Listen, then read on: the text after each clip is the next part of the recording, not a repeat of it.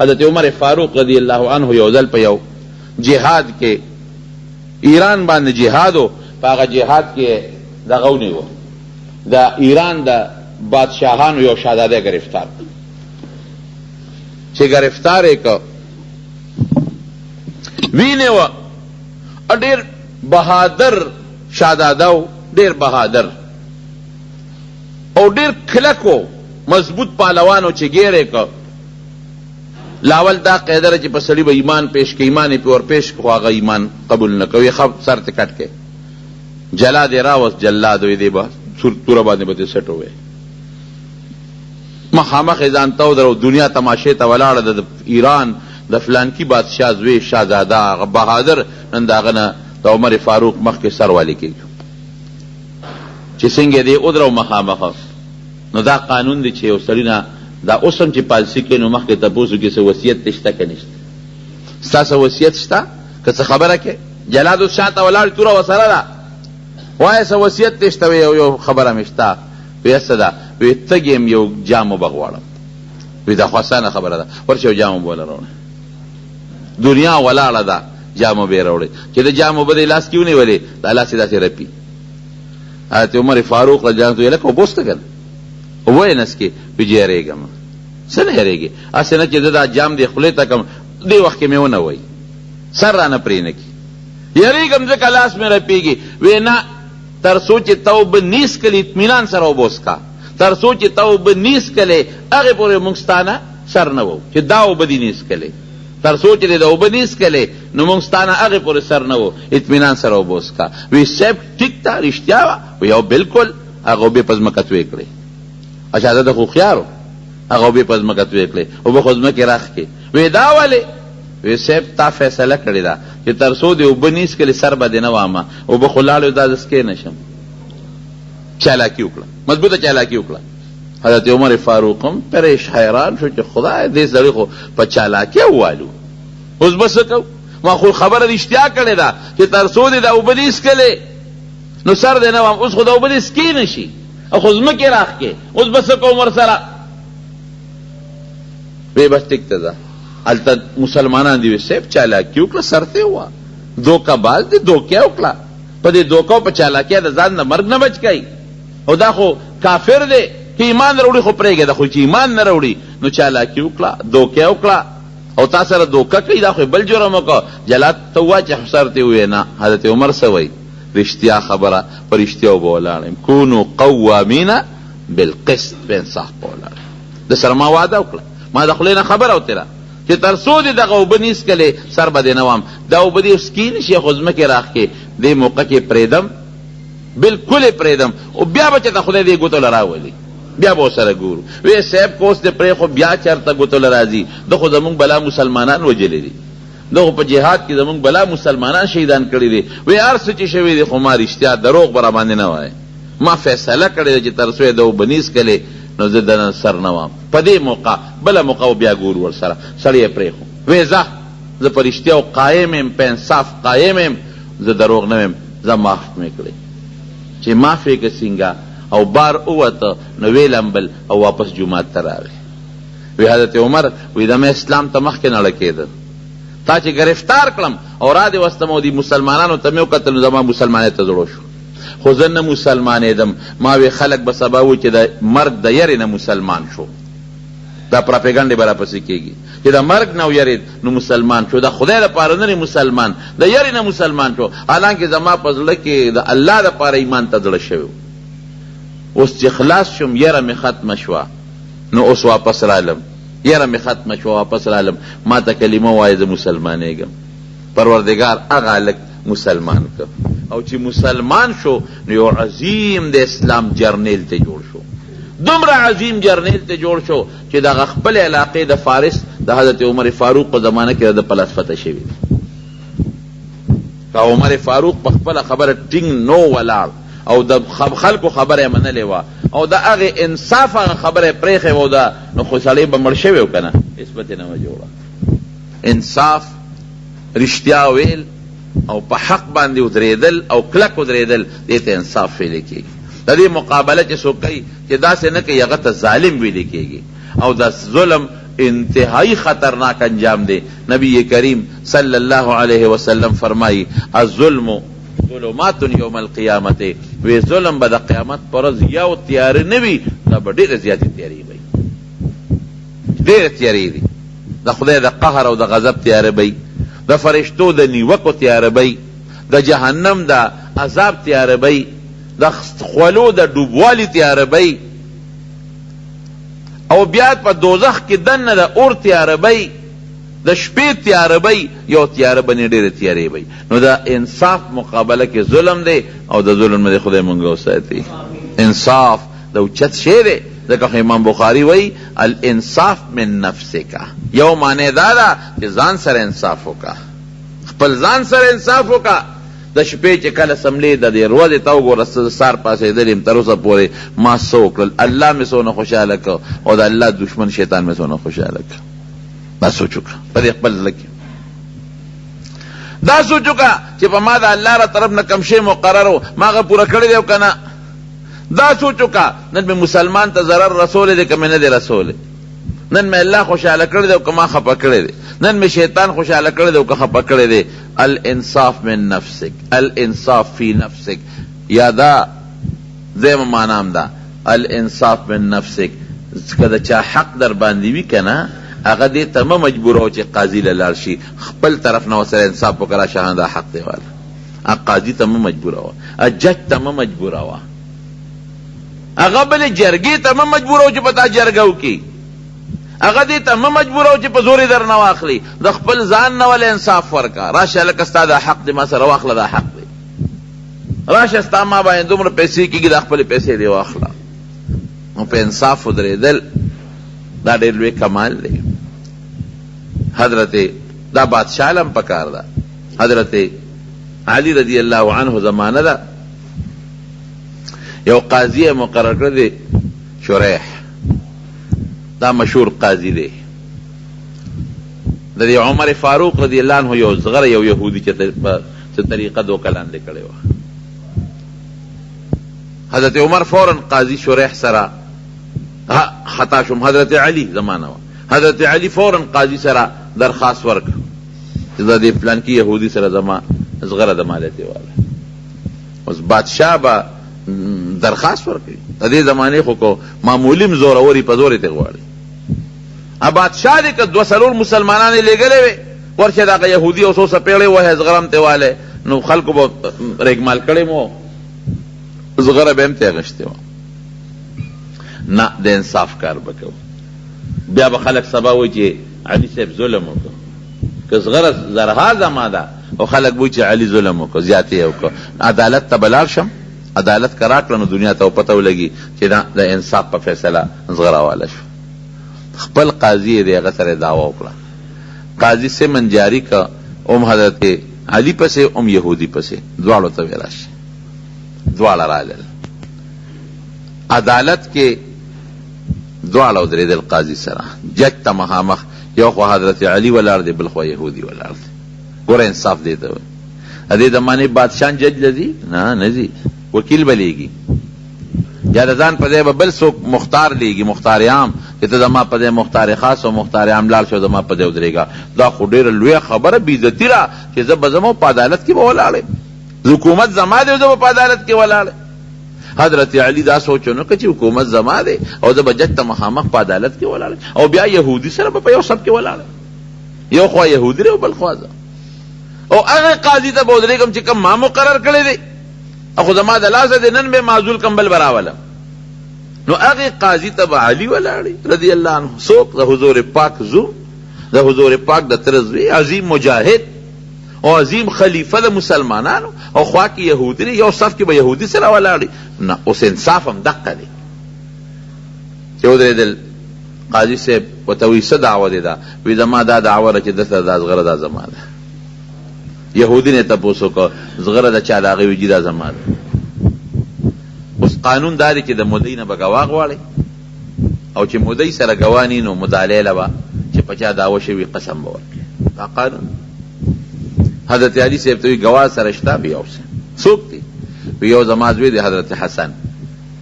یو میں غلام دے ازاد شوی غلام دو کسان دی را سره وی خانو دا سکار دی بل گواه وی بل نشتا وی دا غلام خود ازاد شوی دی دا گوی خود لقبلوم استاد زوی گوی استاد پارا نقبلیگی دا دا شریعت قانون دی چې د زوی گوی د پلار په حق کی وی د پلار خلافی او بمنلی شي او د پلار په حق کی نقبلیگی سو پتہ لگی دا زوی به د پلار نه مجبوری دروغ بوي دا زوی به د پلار د پاره رښتیاونه وای اوس ګوره حضرت حسن باندې 100% به یقین ساتي چې دا رښتونه دی کما خله چې د دوالو جهان او سردار مبارک په خپل لاړې چوری دی دا خپل دروغ نه روزي رښتیا و فکما خله کې چې لومبه لاړه د حضور پاک ورغلی دا چې د کله څنګه پیدا شو حضرت حسن رضی الله عنه نو نبی علیہ السلام فوراً ورغی خبر شنو زر ورغی چې څنګه ورغی نو زر کجور راواغشتا ویسه کجور شتا او راوړې کجور راواغشتا هغه په خپل خله مبارکه کې خودا ګوټي وته وای او بیا هغه کجور د خپل لاړو سره راواغشتا د حضرت حسن په خله کې خودا هغه لا د نبی علیہ السلام لومبه د هغه خېټه ته د حضور پاک مبارک د خله لاړې تللی دي نو چې لومبه د کم انسان په غاخونو په جبه د حضور پاک لاړې ولګي او قسم د صحابه کرام وی مونږ ته یاد دی وسم چې نبی علیہ السلام دا شونډې په خپل خپل کړی نو چې کومې شونډې حضور پاک خپل کړی دي او په کومه خوله کې د حضور پاک لاړې مبارکې چلیدلې دي نو سمو خیال دی دینه به دروغ روزي چیرې نه او د چا زوی دی د بیبي فاطمه د چا وسیره د حضور پاک وینه پکې چلیږي دا به څنګه دروغ وای لیکن د شریعت قانون دی ته بس نه ګوري چې سړی رښتونه دی او که دروغجن دی قانون او نظام ته به ګورو په نظام کې د یو زوی گوی د پلار د پاره نه صحیح کېږي ټیک ته صاحب تم رښتونه ستا خبرې لمونږ اعتبار ورکو علي صاحب هم دروغ نه وي د زغرې دپاره زوی دې هم رښتونه دی خو د شریعت قانون دا دی چې د زوی گوی د پلار د پاره نه صحیح کېږي او غلام دې آزاد دا هغه بسې کوم په یو گواه کار نه کېږي یهودي له به قسم ورکو ستا گوارت شو کاغه د قسم نه انکار وکړو خو زغره بستی او کاغه قسم وخوړه نو زغره یهودي ته قسم خوري ویاو قسم خورم زغره زمان فیصله یهودي دا وکړه بادشاہ د مسلمانانو د خلیفه خلاف فیصله وشوه خو د انصاف فیصله وشوه یهودي له فیصله وشو غره ده یهودی ته چې وزغره ستا ده خو حیران شو وی صاحب فیصله زما په حق کې شوې وی ښه یو خبره کوم وی ما ته پته ولګی چې اسلام یو خشته مذهب دی د اسلام نه ښکلی او رښتونی مذهب بل نشته دا زغره صاحب زما نه ده دا د علي صاحب ده لیکن د شریعت د قانون مطابق زغره د هغو نه رسېده او زما ورسېدله یعنی خلیفه د مسلمان او په زور شي اخلي او قاضي د بادشاہ خلاف به څنګه فیصله وکړي د شریعت د قانون خبره و قانون کې زغره مال راکړه پته ولګېده چې اسلام مذهب انصاف والا مذهب دی اسلام هغه مذهب نه دی چې د بادشاہ طرفداري کوي اسلام هغه مذهب نه دی چې هغه د غریب د پاره یو شانته دی او د مالدار د پاره بل شانته دی اسلام هغه مذهب نه دی چې د رعیت او د بادشاہ په منځ کې فرق کوي دا خپل مذهب دی دا زغره ماته وی صاحب دا سوکا دا زغر علی صاحب له واپس ورکا او ماته کلمه وای د اسلام د عدل او د انصاف نه متاثر ام ز ایمان وروړم يهودي پاغه د خدای پاک مسلمان حضرت علی رضی الله عنه چې دا خبر ولیدله وی صاحب د اسلام په خوشاله کې دا زغره د شوا د زما ما ورته بخله زغره دی وړه یا ایها الذين امنوا كونوا قوامین بالقسط دا حضرت عمر فاروق رضی اللہ عنہ زمانہ دا یو بادشاہ دا روم یا وزیر دے اگر آگے ہو مسلمان شو جبل نم دے جبل ابن احم چراغی مسلمان شو نو دا باہر نا چی بادشاہ راشی نو دا علاقی دا بادشاہانی دا غکی دا علاقی دا بادشاہانی عزت کئی نو اوس ته د بار نه اوس هم سعودي ته څوک بادشاہ لاړ شي نو هغې راولي د بیت الله ته وکړي عمره پې وکړي طواف پې وکړي حج لی بوځي دار وطن خپل دستوري پاکستان ته چې راشي نو داسې په ځنګل او منګل او په دې چینو مینو یو ګرځي نور علاقو ته لاړ شي، دا علاقې خپل رواجي. خو سعودي ته اوس هم چې څوک د بار نه بادشاه لاړ شي او یې زر راولي او طواف پې وکړي. دا جبل راغی مسلمان شو او د روم د یو ډېرې علاقې مشر دی چې مسلمان شو. حضرت عمر فاروق رضی الله عنه د هغه په عزت کې صحابو ته حکم وکړ چې د سره منځو چې د بیت الله طواف پې وکړو. هغه ری وستاو د بیت الله طواف له. طواف کوي خلق خو ګڼ دی او طواف کې خو هر څوک تاویږي. خو عجیبه منظر دی، الله دې موږ او تاسو بوت لیکي. هغې کې خو مالدار او غریب یو شان تاویږي. او بیا چې عمرې نیت یې تړلي که مالدار دی او که غریب دی د ټولو یو شان صادر دی، یو شان جامه ده تاویږي. چې اوس طواف څنګه کېږي نو یو دا جبل خلکو لنګونه والي که نه، دا بادشاه روان دی لنګ یې والی دی. یو چتره لنګ یو پلو ځمکې سره جنګېده او یو بانډیسي په طواف کې په هغه لنګ باندې خپه کېښود چې هغه بادشاه جبل خپه اوچته کړه، اوچت شو نو لنګ ترې لاندې وغورځېد. زر یې لنګ نه اوچت کړه ځان نه واپس ته وکړه او غصه وله ورله خود بادشاه و مسلمان شوی دی چې زما نه خو حیا لاړه. دې بانډیسي زما په لنګ خپه کېښود او ما نه لنګ اوس پړدو سپېړه اوچته کړه او هغه بانډیسي په هغه حرم کې یو څو سپېړې مضبوط و. بانډیسي هم پریشانه نه دی، هغه سره هم سوچ خو د عدل او د انصاف حکومت دی. په منډه ورغی حضرت عمر فاروق له، وی صاحب دې سړي ووالم، دې ګوره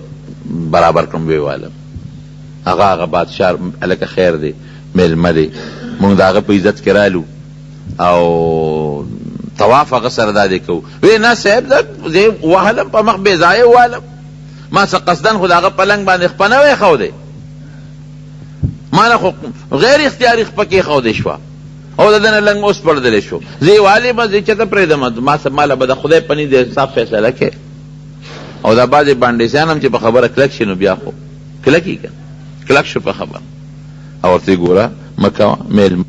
وی داسې کوې ته خو مسلمان شوې، خو د اسلام حکمونه به اوس منو. بادشاهي لاړه د اسلام حکم، مونږ به الله خوشحاله. هغه ته یې نصیحت هم وکړه، پوه هم که چې دا بانډیسۍ دی داسې کار به وکړو چې یا رضا که زما خبره خو نه مني او د خدای دربار ته مې راکاږي. او یا دا دی چې که رضا نه شو نو بیا به د نه دی بدل اخلي، ځکه هغه خو قصدن خپه په لنګ ستا نه ایښودی، تا ولې لنګ پلو لاندې کوو چې په ځمکه درپسې راښکې شو. خیر هغه په طریقه پوهې که چې هغه هم خفه نه شي، میلمه دی. زمونږ هم څه مینتزاري به وکړو، ته هم څه مینتزاري وکړې، سړی به لږ غوندې رضا کړو. څه هغه باندې دا خبره ډېره بده ولګېده. ښه زه رالم مسلمان شو، اوس به بانډیسي زه رضا کوم، دا چېرته کېدی شي. وی ښه جي یو 3-4 ورځې پس مهلت مالم راکړه او دوی به رضا کړو، ډېره ښه ده. د شپې واپس لاړ او خپل روم ته وتښتېده، واپس عیسایي شو، اسلام یې پرېښو، لاړ عیسایي شو. حضرت عمر د چا سړی خو لاړ وتښتېد چې عیسایي شو. نو یو زمانه کې د مسلمانان صحابه کرام تلي قسطنطنیې ته د تجارت په غرض دا، او چې دی واپس څنګه لاړ هغه قوم خوشحاله شو، هغې صاحب ورله لوی استقبالیه ورکړه او واپس یې راوست په خپل تخت یې کېنم. ده به مو داسې دروغ مروغ ویلي چې لکه مسلمان شوی نو ما خو دا جاسوسي مې کول او یا مې څه کول یا مې څه کول، خو خلکو له خو دې بادشاهانو له چلم ورځي. هغې واپس به وته په تخت یې کېنه، دار مدار یې وله شروع کړه. نو څه تاجران تلي وو هغې علاقې ته قسطنطنیې ته، دې ته خبر شو چې مسلمانان راغلي دي. وی دا تاجران ماله راولی چې څنګه رالل، دی خود په تخت ناست دی او تاج یې اچولی دی. بادشاهانو خو عجیبه هغه خپل اندازي، ما پېژنې؟ وی نه. وی دا هغه جبله بادشاه ما چې زه مسلمان شوی وم او هغه بانډیسي راله په لنګ باندې خپې ایښې وه، ما نه یې لنګ غورځولو او بیا ما هغه په سپېړو وو او بیا عمر صاحب دې به رضا کول غواړي، زه رالم راوتښتېده. دا ښه راغلی، یاره اسلام دې پرېښو، واپس عیسایي شوې. وی ځکه نه تا خو مخکې په عیسایت کې ژوند تېر کړ، اوس هم عیسایي. اصحابو ورته ویل او په دا میانځ کې دا میاشت 20 ورځې ته مسلمان وی، کم ژوند ښه دی دا په دې هم پوهېږه. جبله ورته وی قسم دی چې د دغه 15 ورځو د مسلمانۍ د ژوند کمې مزې ما غشتې دي که نه، که د زما د ټولې بادشاهۍ که مخکې ده او که وروستو دی، په ټوله بادشاهۍ کې دومره سکون او دومره مزه ما نه ده لیدلې. زړه کې مې یو سکون ډېر زیات پریشان یم اوس چې دغه بانډیسي په څپېړو والې وې ښه به یې کړي خو چې ما د ایمان واپس نه مې پرېښی ډېر زیات پریشان او ډېر زیات خفه یم اسلام پسې ډېر زیات خفه یم د اسلام دغه مزې دا زما په زړه کې اوس هم پرتې دي خدای پاک دې زمونږ ایمان او اسلام نصیب کړي کم دین چې الله پروردګار دی انسان دپاره خوښ کړي نو هغه به ښه نه اسلام خو مونږ له الله خوښ کړی دی ورضیت لکم الاسلام دینا الیوم اکملت لکم دینکم واتممت علیکم نعمتی اسلام ته الله خپل نعمت ویلی دی ورضیت لکم الاسلام دینا نو چې الله خو ته خپل نعمت ویلی دی دینکم وی دین خو ستاسو دی عمل به تاسو کوئ او اتممت لکم دینکم الیوم اکملت لکم دینکم اکملت څنګه دی واتممت علیکم نعمتی دین ستاسو نعمت زما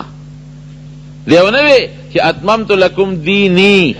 زما دین نه د دین تعلق د عمل سره د دینکم تاسو به عمل کوئ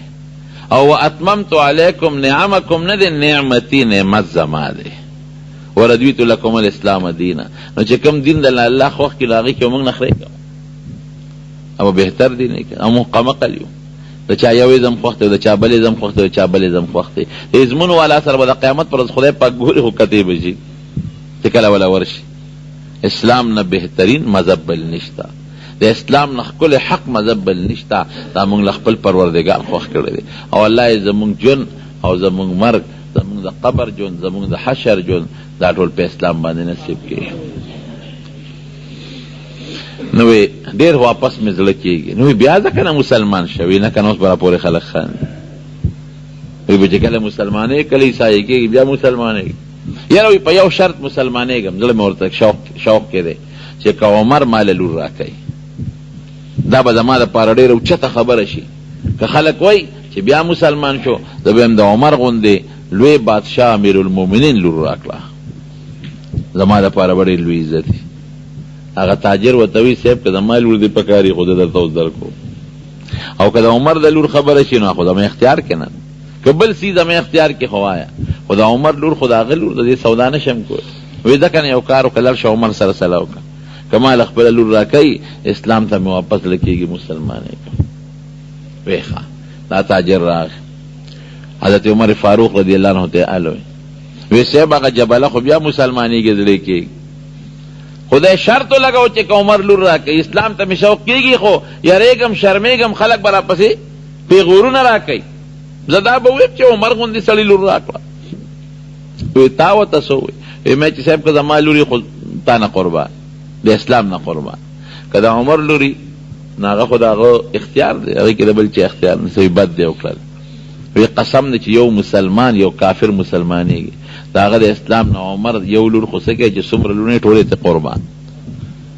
هله شا به ځان ور رسوه چې بلکل د عمر لور درته درکوي او راځه مسلمان شي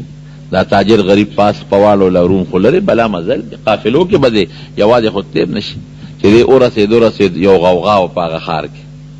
تپوس یې وکړې څه چلو شو وی دا اوس زمونږ هغه چې مشر جبله دی بادشاه هغه مړه شوی دی ایمان اسلامي په قسمت کې واپس نو خو خبره مې دې پورې کوله چې اسلام دا انصاف درکوي